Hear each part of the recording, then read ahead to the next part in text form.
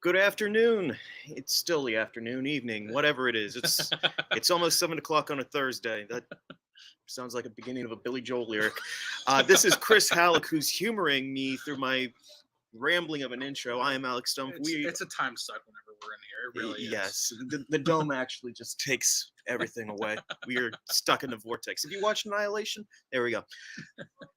We are here at Tropicana Field. We are beat reporters for DK Pittsburgh Sports. We double staff this series so we can give the best coverage that we can of Pirates versus Rays. And the umpires are like, no, we're not going to give you the best we can as a group, though. It was bad. It was just, I mean, let's not take anything away from the Rays because they're a really, really good baseball team. That was clear. They hit, they played defense, they pitched, they did all the little things right. The Pirates played meh in the first game, did not play well in the second game, and honestly played a pretty clean game today. They pitched well today. Yeah.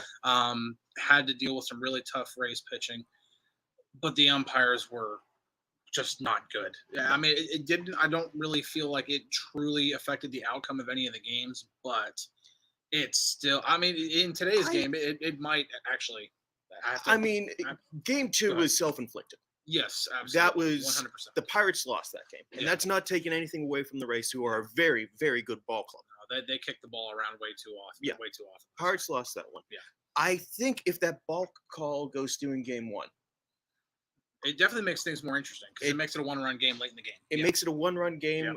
Yeah. Hedges can just sell out for just contact any way possible to get this run home, tie this game up. Yeah. That changes things up.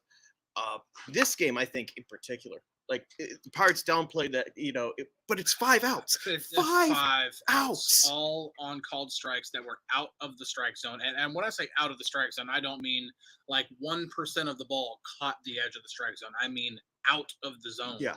Yeah. Like these were like legitimately balls. How many of them were on full counts? A lot of them were on like two balls, three balls. Like so it's not like it was 0-2 and they were rung up and they had like a low percentage chance of getting on base.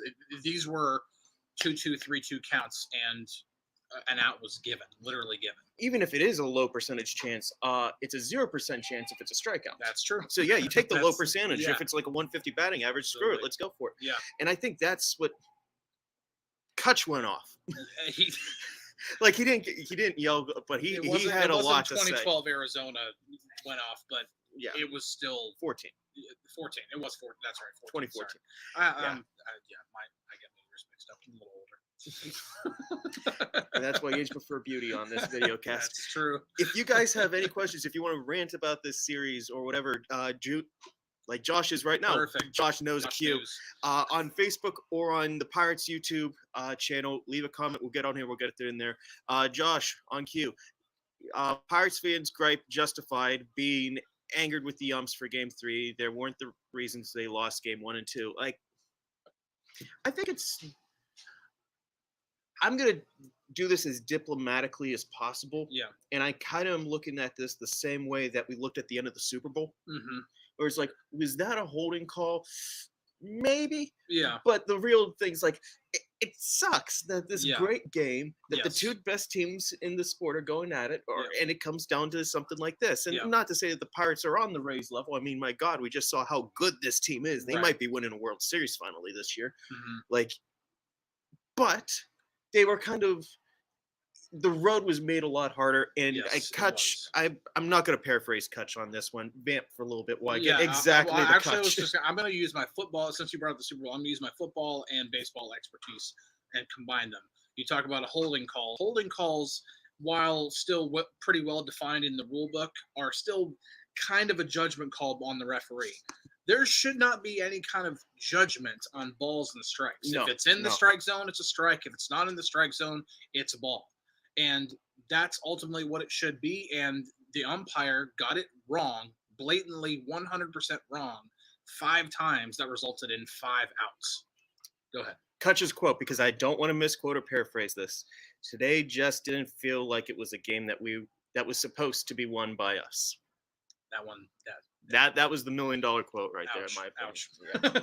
Ouch. Out of curiosity, I published just a couple minutes ago, so I'm not putting them on the spot here to gotcha, but did you read the league? I didn't have a chance to read anything yet because Yeah. literally we just got done doing like all of our work. Which by Yeah. the way, on DK Pittsburgh Sports, if you're not subscribed, it's $1, like for 4 months. I mean, like no, for real. But it's all on there. We just got done writing all of it. I didn't have the chance to read it, but I know that like we've got everything covered from this game for sure. In the pitch tracking era, which is 15 years old right now, how many times was a team rung up on a strike that was out of the game day's strike zone more than today? 4 times. 4 times. That's in 15 years. It hadn't happened to the Pirates since 2009 that they had 5. Whew. It's been a minute. Yeah. It's been a minute. Yeah. And we're transitions well to what Billy says. Why did the manager get thrown out of the game last night? It was because the pitch clock, which I guess you're not going to be able to see here. And so for a second, whenever Derek Shelton talked about the 30-second pitch clock, we were thinking he was talking about the 20 seconds since there was a runner on base, but he was referring to the 30-second clock. It's in between batters. Yeah. That for whatever reason stopped, and that's why he asked, why did the clock stop? And they had a disagreement. Derek Shelton there was some frustration from the balk hog, and that went into that. And the disagreement boiled over into a full-fledged expletive-laced exchange between Derek Shelton and 3 different umpires. You know what? I'm going to give Shelty credit. Whenever he does get tossed, he gets his money's worth. Oh, yeah. I don't think there's been a time whenever he's been tossed where he's like, all right, we'll see. No, he has made it worth it every single time. And honestly, with the way and I love how, like he said, that in terms of like addressing any question of whether the bad strike zone from today was because of anything that happened yesterday, and Derek was just like, well, I sure hope not. Yeah. I hope that wasn't the cause of it, because that's not how it's supposed to be. Which is the most you're ever going to really get out of that situation. Yeah. Which, read between the lines as much as you wish. Josh asked, would it have been worth for Shelton to get himself tossed again? Any repercussions that would have caused down the line? I mean, bad relationship with that crew. How often you got to run into that crew, though? That's true. I mean, a couple times a year. I think it was a point of emphasis today. Like, a lot of players said a lot of things. There was, heading back to the dugouts, from the dugouts. I think it was kind of a point of emphasis of, like, nobody's getting tossed today. Yeah. That's just my reading of the situation. Don't take that as, like, actual fact reporting, but, like, that's something that Kutch said. Like, we made our case. We were respectful. We didn't get tossed. Yeah. No, not trying to show anybody up. I did read the quotes from, because I was elsewhere in the clubhouse when Kutch was talking, but I did read what he said, and saying things like, we weren't trying to show anybody up. We tried to plead our case, and there was no adjustment from the umpire. Like, there should be adjustment whenever they're saying, hey, it's up. There should be some sort of in between innings reconvening and being like, hey, am I missing that pitch up? And the other umpire should be like, yeah, you are. And there's no accountability there when there should be. Mark Lancaster, man, we didn't play our best, but the home plate umpire wasn't consistent, save for being consistently biased. Oh, I like it. There were some bad pitches going the other way too. Yeah, but yes. In terms of but how they weren't strike 3. No, in terms of how they impacted the game. Yeah, yes, it was more one-sided in that. The strike zone in general in a vacuum was bad. It was really bad. I'm really curious to see what the scorecard will end up being, but it can't be good. No, I can't imagine it's going to be good. But yes, it did seem, especially when we're talking about 5 called strike 3s that were not strikes. Yeah, it was. The Rays didn't deal with that. Let's put it that way. I'm gonna go back here to Josh here, just for something I said on Tuesday, and now it's been on my mind. Like, Shelton getting tossed again. Today wasn't the day for it. I stand by it. Tuesday, he should have been tossed over that balk call. Yeah. That was a hill worth dying on. Yeah. And I can't help but wonder if a little bit of the tirade on Wednesday was, well, I need to get tossed today because of yesterday. Yeah, and honestly, to be fair to Shelton, not saying that he didn't, I thought he did enough Tuesday night to get tossed. Yeah. Like, I thought he did. He had yelled enough. He had gotten in Adrian Johnson's face enough where, I mean, if it's one of the really thin-skinned umpires, they've tossed him before he even gets 2 words in edgewise. Yeah. I thought he did enough Tuesday night to get tossed. He didn't. And so, yeah, it did kind of seem like if anything happens in this game that doesn't go our way when it should go our way, yeah, I'm going to get tossed. Yeah. Jamie Crowdy, hope I said that right. Thankfully, the whole of the NL Central's on a losing streak. A win tomorrow night would be really nice. It would make us quickly forget about this cursed series. It's one series out of one, Yeah. 3 games out of 162. There's the Blue Jays series coming up. They're going to Baltimore next weekend. Mhm. They've got the Rangers and the Diamondbacks, both of whom are in first place. It's like that's And- more. The month is more important than the series. And they have a Rocky series in there, sandwiched in there. So in a Tigers series, yeah, there's a so- couple ways to like pick up some Mhm. easy. There's no such thing as an easy win in No. baseball, but easier wins. But if you're a good team, like the Pirates believe they are, those are the types of series that you win. You take 2 of 3. If it's a 2-game series, you should take 2 games against a bad team. If it's a 4-game series, you find a way to at least split it, especially when you cut off to the start of the year, because we were talking about it the other day. If the Pirates go 500 from this point on, they're in the playoffs. Yeah. So that's not a high bar from May through the end of September to play 500 baseball. Mhm. You're not asking them to become the number 1 seed or to, become a heavy favorite contender for the World Series. Just play 500 ball, get into it, and then see what happens from there once you get in. But yeah, this is, I don't know, man. I'm glad that they fought back at the end. I'm glad it wasn't just they laid down and it was 3-0, and then that fight at the end of the game where they score the 2 runs, they make the Rays pay for an error, because that was the first error the Rays had all series long, and they made them pay for it right away with a 2-run double. That's the type of stuff that I want to see from this team. Even whenever they have a losing effort, you went down swing, and that's what we didn't see enough of at all last year, and we're seeing that this year, and that's a good sign. No surprise to me that it was Carlos Santana getting the hit.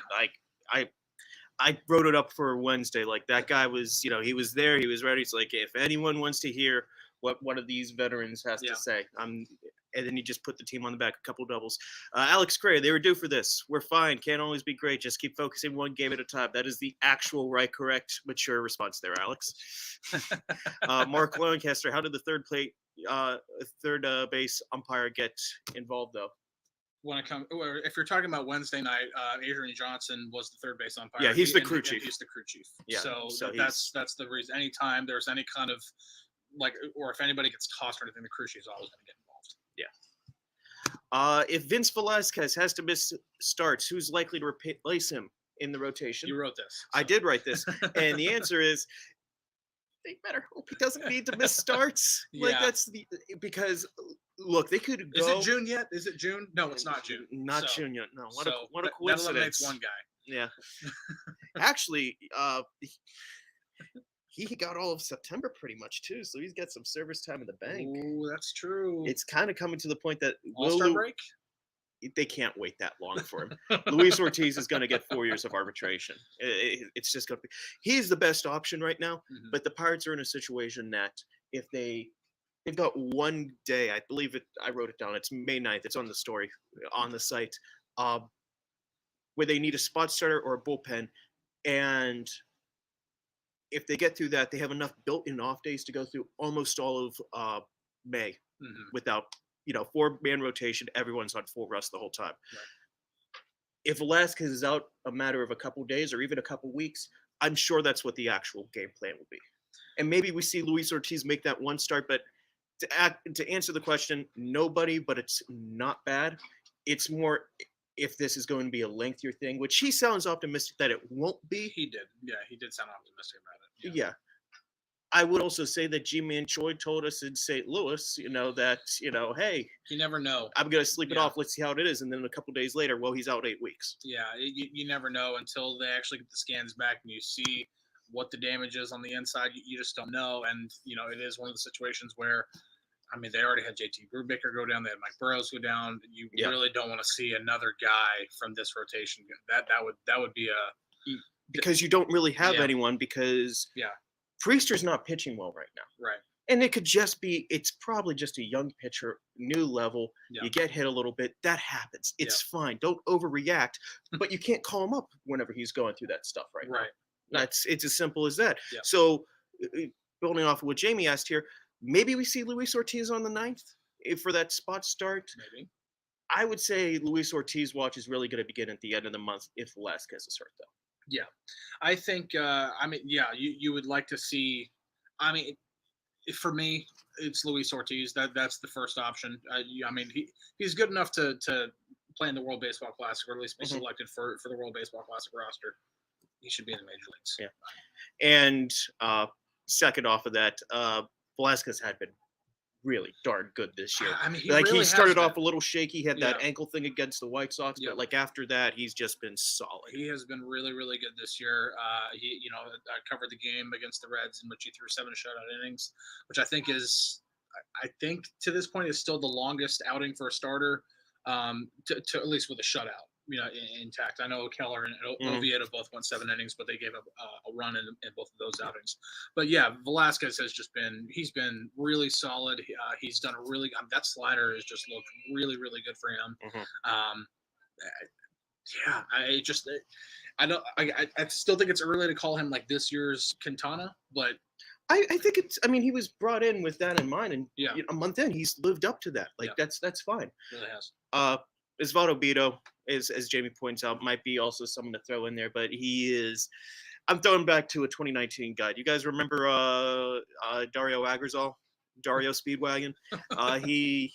That's basically what we're looking at here. Just a spot starter. He's not. He's here for a good time, not a long time, and he's also not doing that hot in Indy last time I checked. So it is what it is. Yeah. And I think that's a good place to call it for a day. We did these all series, which was a lot of fun. It's nice having two people here to play off. It was a lot of fun for sure. Especially, I'm like even the Pirates didn't get the result that they wanted. We still have a lot to take away from this series. How they go forward, how do they snap a 4-game skid, especially whenever they're playing a good team this weekend. I'm scaring everyone. John told me to stop, so we're gonna stop because John told me it's all John's fault. Everyone go after him on the Facebook comments. Just kidding. Thank you guys so much for listening and watching. Like I said, we got more of these on YouTube. If you missed out on any of the other ones this series, go check them out. Thank you guys so much. We'll talk again soon.